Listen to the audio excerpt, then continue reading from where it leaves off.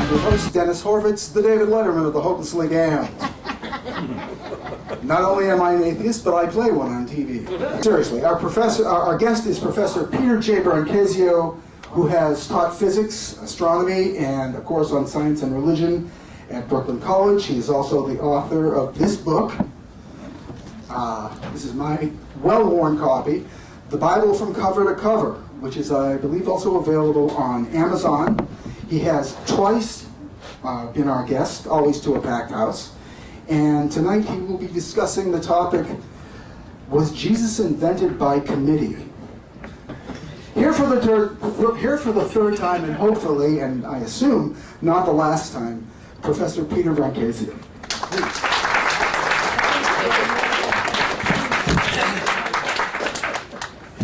I hope the title isn't the best part of this whole talk, but it's one of these things where you get a title in your head and then you organize something around it.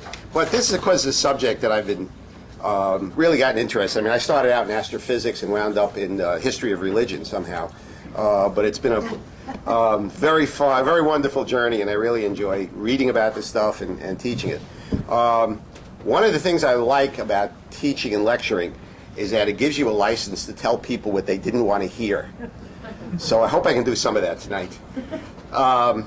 Now, at last year's lectures, somebody raised the question as to whether Jesus actually existed.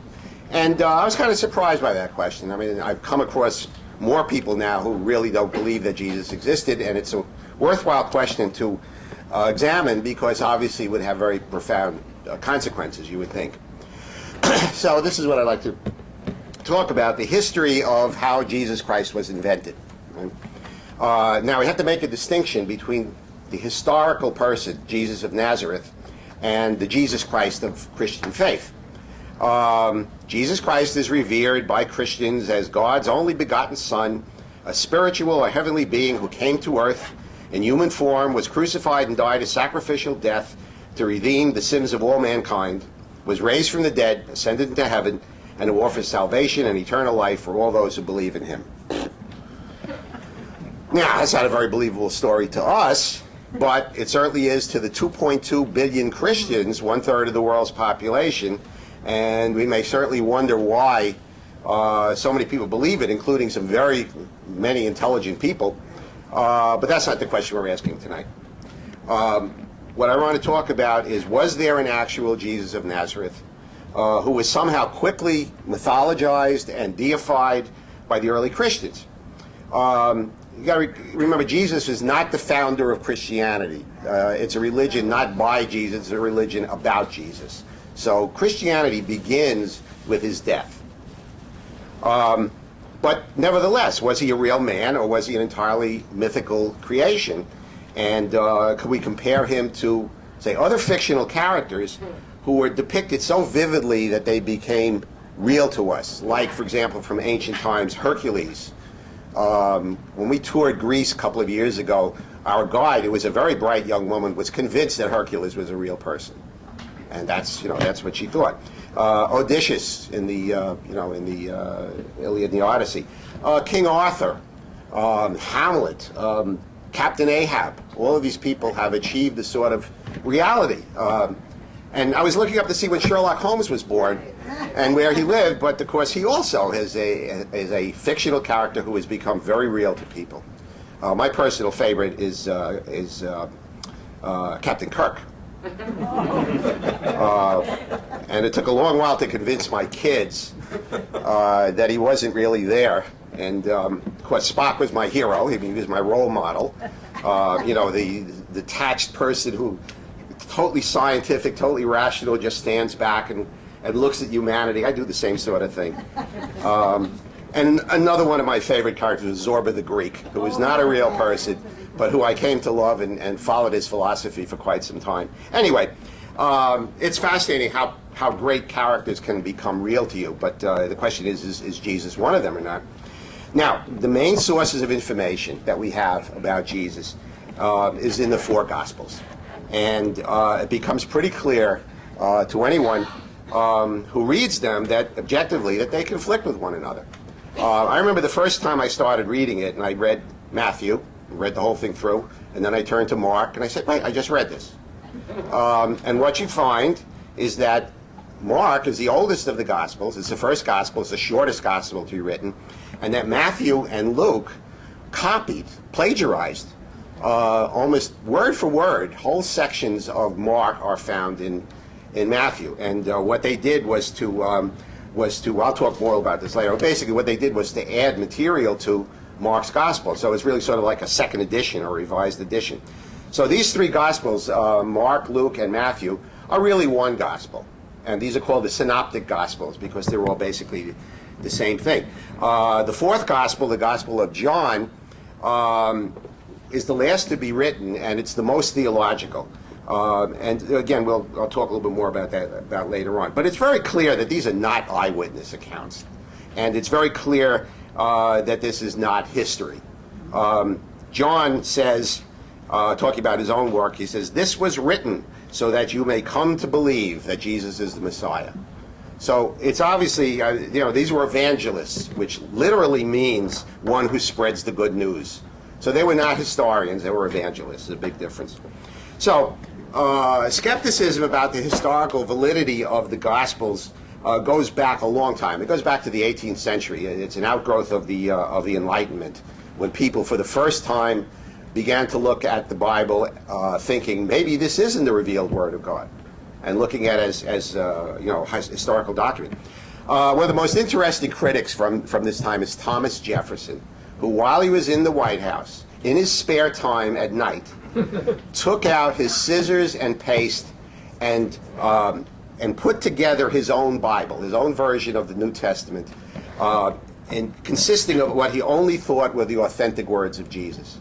So the Jefferson Bible is quite an amazing. Can you just see George Bush sitting there?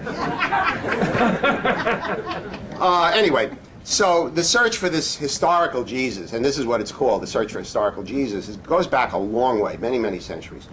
And among the many scholars over the years who have engaged in this search, only a small handful have ever suggested that Jesus of Nazareth never existed. For modern-day scholars, this is not really a serious consideration. It's sort of taken as a given that there was a historical Jesus to search for. And everybody, makes this assumption. Now, there are, surprisingly, or maybe not so, I've looked at the few modern-day scholars who are convinced that Jesus never existed. And one of them is Earl Doherty, who wrote a book called The Jesus Puzzle. Then there's Robert Price, who wrote, I love this title, The Incredible Shrinking Son of Man. And there was Frank Zindler, who wrote an article in the American Atheist, which goes back about 10 or 11 years, and it's online. It's interesting reading. And they all raise the same basic arguments. Number one, that there's virtually no mention of Jesus in any contemporary secular text. It just doesn't appear. Number two, the Gospels are full of contradictions, historical and geographical errors, and non-existent events like the Star of Bethlehem. As an astronomer, it drives me nuts to see people every year, going through the story of where was the Star of Bethlehem, and was it a meteor, was it a comet, was it a conjunction of three stars? The planetarium makes a lot of money on this story because that's their great show. The oldest Christian documents, which are the epistles of Paul, make no mention whatsoever of the life and teachings of Jesus. It's quite interesting that you read through all of the Pauline epistles, and the human Jesus, the historical Jesus, is barely mentioned. He starts with the crucifixion. And the fourth argument is that the Jesus story has strong parallels to other traditions of a rising and dying God or of a virgin birth. These appear in similar religions from the time. And Price says that Jesus fits what he calls the mythic hero archetype. And of course, he's a strong believer that that Jesus was myth from beginning to end. So, as people like to say, is Jesus myth historicized or history mythologized? So, as I read these authors, I have to say that I found, in general, that their arguments were really based on poor and insufficient scholarship. They really did not, they showed a lack of knowledge, whether it's willful or otherwise, of the historical context of the times, of the events that took place at the time. They didn't explore the issues very objectively, and they were willing to ignore facts and explanations that would contradict their position. So I want to show you why I think this is so. Let me look at their arguments one by one. The fact there's no mention of Jesus in any contemporary text. That's true. Although the Gospels portray him as a very famous person, he was not an important figure in Roman Judea. He was an apocalyptic preacher, one of many, who was crucified by the Romans, one of many. And what he did was he lived in the countryside. He spent most of his life preaching to poor people in the countryside. Finally, comes walking into Jerusalem, raises a ruckus over something or other. The Romans would not put up with this stuff, and so they arrested him and crucified him. People say, well, maybe he was leading a rebellion, but the interesting thing is that only he was arrested, none of his followers. So people speculate about why he was arrested. Were the Jews involved, or was it just strictly the Romans taking him out of business? Because to come into Jerusalem during Passover at that time, it was a mob scene. Everybody from the countryside came in for Passover because the only place you could make sacrifices was in the temple. And the temple, of course, was in the center of Jerusalem. And everyone came in from the countryside. They brought their Roman money with them because that's the coin that they were allowed to use. They had to have it changed into Hebrew money to be used to buy the animals to be sacrificed in the temple. The reason why they couldn't use Roman money was because there were the faces of the Roman emperors on it. So that was a form of idolatry. So that was the story of the money changers. And we don't know how true the story is. It sort of seems sort of like the kind of thing that happened, that he went into the temple, carried on, raised a record. Of course, as an apocalyptic preacher, he's one of these guys you would see on the street corner saying, "The end is near." Holding up a sign. Holding up his sign, right. And the Romans would not put up with that. I mean, they wanted to keep order. Jerusalem's population increased by a factor of 10 over Passover, and so it was really difficult for the Romans to keep order there. Now, you also have to remember that Christianity was a very tiny religious cult. One among many in the Roman Empire for the first 100 years of its existence. By the year 100, there were probably no more than 2,000 or 3,000 Christians. It was a very, very small group. And it didn't become troublesome. And it was one of many religious cults. And the Romans were very liberal about that. You could believe pretty much anything you wanted. Just do one thing. Pay your taxes. Pay your taxes and pay homage to the gods. This is the gods of the city. So you were expected to make some sort of an offering at the temple to the gods that protected the city. Because if you didn't, this was a civic duty. Because if people didn't pay homage to the gods wouldn't protect the city. And the Christians refused to do this. And that was where they got themselves into trouble. There's this story of, these stories, the Christians love their martyrs. I think they're all sick. But this is a perfect example of this. This is a woman called Perpetua, who is a young woman, had just given birth to a baby, and she's called on to pay homage to the gods, make a sacrifice at the temple to Zeus or wherever. She refuses. And they said, well, if you refuse, you're going to die. And she refuses. Her family comes to her and says, look, you have a husband, you have a small child, you're going to destroy your family if you do this. Just go make an offering to the gods. She refuses to do this. So she's taken to the Colosseum, she's ripped apart by wild beasts. And we're supposed to be proud of her. So, I mean, this is the sort of thing that went on at that time. So they became very, very troublesome after a while. Now, it's interesting that the Christians were persecuted mercilessly, but the Jews were respected by the Romans. The Jews were allowed to practice their religion. Now, the Romans thought that Judaism was a very strange religion because they only worship one God. Why would you do that?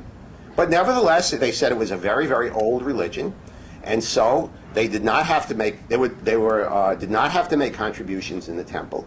They were allowed to not work on Saturday and basically practice their religion. And so they were a respected religion. these are some of the reasons, why Christianity was simply not that important until it was the 2nd, 3rd century or so.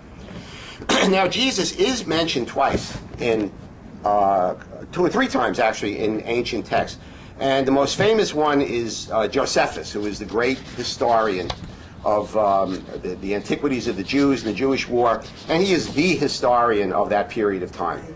And he mentions Jesus. And let me read this to you because it's interesting. Let me point out before I start to read it that Josephus was a Jewish historian, but all of his books were copied and recopied by Christians. If it wasn't for the Christians, Josephus would not be as well known as he is today, probably. Here's the reason why. Because here is this little paragraph in the middle of volume 18. He says, "Now there was about this time Jesus, a wise man, if it be lawful to call him a man. For he was a doer of wonderful works, a teacher of such men as received the truth with pleasure. He drew over to him both many of the Jews and many of the Gentiles. He was the Christ. And when Pilate, at the suggestion of the principal men among us, had condemned him to the cross, those that loved him at the first did not forsake him. For he appeared to them alive again the 3rd day, as the divine prophets had foretold these and 10,000 other wonderful things concerning him. And the tribe of Christians, so named from him, are not extinct at this day." Now, nobody expected Josephus to say that. And it is pretty clear that in the process of copying over Josephus' text, that an editor stuck in a few words here and there. So here's how it should read. "Now there was about this time Jesus, a wise man, for he was a doer of wonderful works, a teacher of such men as received the truth with pleasure. He drew over to him both many of the Jews and many of the Gentiles. And when Pilate, at the suggestion of the principal men among us, had condemned him to the cross, those that loved him at the first did not forsake him, and the tribe of Christians, so named from him, are not extinct at this day." That sounds a lot better. Okay, now that sounds like a piece of history written by a historian who, of course, was not an eyewitness. This was written 60 years later, but the deniers say the whole paragraph is a forgery. But if you're going to forge something to prove that Jesus existed, I think you would put a lot more in. This is just a little paragraph which is just stuck in there. It's just a passing event in the history of the city of Jerusalem. So I think most people are convinced that at least Josephus did write this paragraph, and then the Christian editor stuck in a few things here and there to make it more consistent with Christianity. There's a second mention in Josephus where Josephus refers to the killing of James, the brother of Jesus, who was called the Christ. Okay, so James was Jesus' brother. He became, as I'll tell you, he became the leader of Christianity in Jerusalem after Jesus died, and he was a real person. Josephus refers to him as the brother of Jesus, who, as he says, who was called the Christ. It's not Josephus saying Jesus Christ, but Jesus who was called the Christ. And there's a similar statement in Paul's epistle where he refers to James, the brother of the Lord. So again, this is pretty clear, although a lot of critics will simply deal with this by just saying, well, the whole thing is a forgery, which is really a cop-out. And also by saying when he refers to James, the brother of the Lord, I read one of them said, well, he didn't really mean brother. He meant like he's a pal, he's a friend, he's a bro, But he didn't say that about Peter or John or the other apostles who were there. He specifically refers to James. So anyway, there are mentions of Jesus, and I think appropriate to how little importance he had at the time. And again, you remember that this is not a time when people could Twitter or, there was very little text. Most people were illiterate. News was transmitted by word of mouth, and there were very few historians. And they didn't write history, they wrote history as they saw it. Well, I guess every historian does that now, too. But nevertheless, as I said, this is appropriate for the times to have such little said about him. Now, the second argument about the Gospels. the argument that the Gospels are not historical documents is a no-brainer. No scholar takes this seriously, unless, of course, you're Pat Robertson or something like that. But then he's not a scholar.